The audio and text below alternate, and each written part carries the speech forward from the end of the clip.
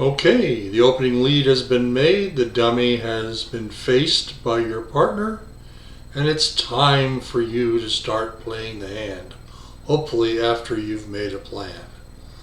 Let's look at goes into how you actually take tricks, and we'll go from there.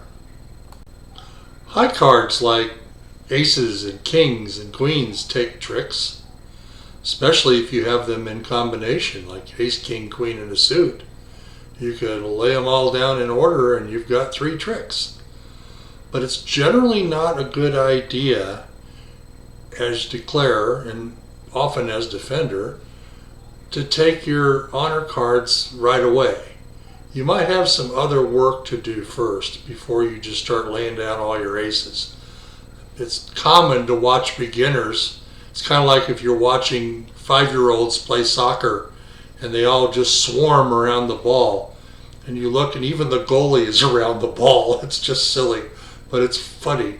And if you're a bridge teacher or someone who's experienced and you've got a novice at the table and you're watching them try to play a hand, you'll watch them just throw all their aces out, and your defenders will throw all their aces and kings out and then wonder how come they didn't like the result. We'll tell you why. Smaller cards in long suits can take tricks, like 4-3-2s and 9-10s and 4s and 6s and 8s can take tricks. But you might have some work to do before you can run a long suit.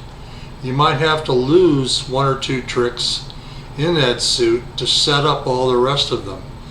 And if you're playing in a trump contract and that suit doesn't happen to be trump, then you have to worry about the defenders trumping in, so you might have to what's called pull trump, or in other words, take all the cards in the trump suit out by winning them or losing them, whatever you have to do, before you get to the side suit to run it. Lots of little things to think about, but you can run cards in long suits. Let's say you have a 6-card suit. It might be headed by the king, queen, jack, and you figure it's going to run. In other words, you're going to get all the tricks in it except for one. Which one? Well, the ace.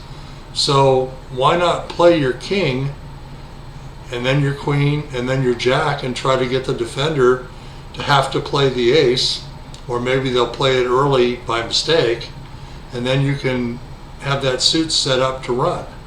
It's important. And those kinds of things have to be done early before you take all your other high card tricks. Otherwise you get stuck. There's a lot of counting that goes on in bridge. As declarer, one of the things you have to count is how many tricks you're supposed to take in order to make your contract, and or how many tricks that you can afford to lose and still make your contract. It's generally a good idea, if you're in a trump suit, to count the number of losers that you have and then try and figure out what you're going to do to get rid of those losers. Are you going to throw them away on a long suit?